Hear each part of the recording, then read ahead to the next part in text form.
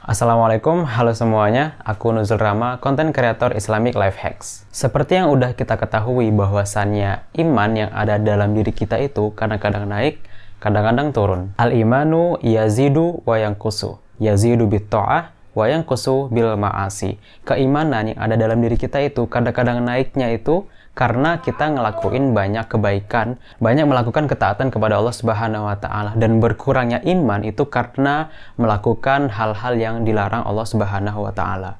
Nah, kayak yang udah aku bilang tadi, kalau keimanan yang ada dalam diri kita itu kadang-kadang naik karena kita ngelakuin banyak ibadah.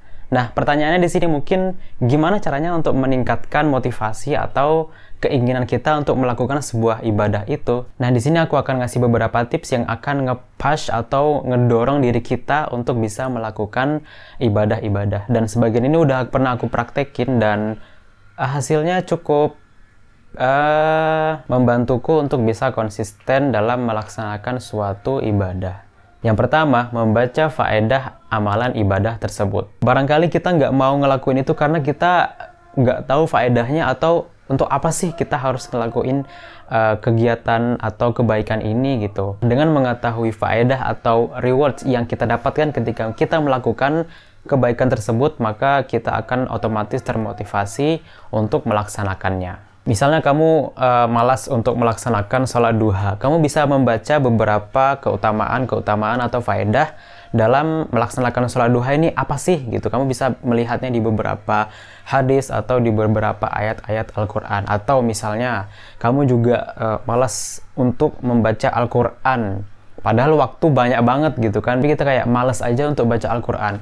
Nah, gimana caranya? Ya udah, teman-teman bisa lihat beberapa hadis atau beberapa ayat yang menjelaskan faedah dalam membaca Al-Quran. Salah satunya hadis Rasulullah SAW, beliau bersabda bahwasannya siapa saja yang membaca satu huruf daripada Kitabullah ataupun Al-Quran, maka dia akan mendapatkan satu kebaikan. Nah, sedangkan satu kebaikan akan dilipat gandakan menjadi 10 kebaikan. Kemudian Rasulullah SAW melanjutkan, aku tidak mengatakan alif lam mim itu satu huruf, tetapi alif satu, lam satu, dan mim satu huruf. Nah, ketika kita udah tahu apa reward yang kita dapatkan ketika kita membaca Al-Quran, maka kita akan termotivasi untuk lebih banyak lagi membaca Al-Quran. Tapi mungkin ada yang nanya, loh, bukannya kita itu beribadah karena Allah Subhanahu wa Ta'ala, bukan karena reward yang Allah kasih? Yap, ini betul. Tapi di dalam ibadah itu ada yang namanya tingkatan-tingkatan ibadah, teman-teman. Ada namanya maqamatul ibadah, yang mana beribadah karena mengharapkan surga atau menghindari daripada neraka, itu merupakan salah satu tingkatannya. Tapi itu bukan tingkatan yang tertinggi. Tingkatan yang tertinggi itu adalah tingkatan kita beribadah bukan karena mendapatkan reward, bukan ingin terhindar dari neraka, tapi kita beribadah lillahi ta'ala. Yang kedua, bikin challenge ataupun tantangan. Jika muncul rasa malas untuk melaksanakan ibadah tersebut, teman-teman bisa membuat challenge atau tantangan di ibadah tersebut. Misalnya, challenge 7 hari baca Al-Ma'surat di pagi hari. Challenge 14 hari membaca Al-Quran sebelum tidur. Nah, dengan membuat tantangan seperti ini, teman-teman bisa terpacu untuk terus melakukan ibadah ini secara rutin setiap harinya tanpa melewati satu hari pun tidak melakukan kegiatan ibadah ini. Dan nanti di akhir, teman-teman bisa bikin self reward. Misalnya habis menyelesaikan 14 hari tantangan baca Al-Quran sebelum tidur, misalnya teman-teman bisa memberikan self reward makan bakso 10 mangkok misalnya gitu kan, dan lain sebagainya. Tapi teman-teman nggak perlu bikin challenge yang berat-berat, cukup challenge yang ringan aja. Misalnya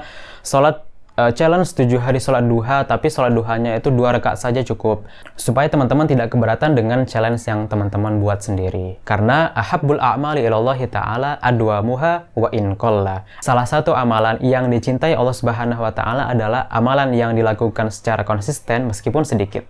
Dan yang terakhir, setelah kita berikhtiar membuat challenge, membuat macam-macam, kita tentunya tidak melupakan untuk berdoa kepada Allah Subhanahu wa Ta'ala supaya kita bisa diberikan kenikmatan dalam melaksanakan ibadah tersebut. Salah satu doa yang bisa teman-teman baca adalah Allahumma a'inni ala dzikrika wa syukrika wa husni ibadatik.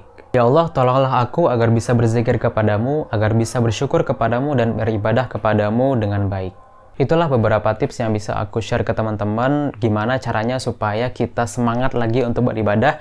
Mudah-mudahan bermanfaat untuk teman-teman dan bisa meningkatkan motivasinya lagi untuk lebih memperbanyak kuantitas ibadahnya.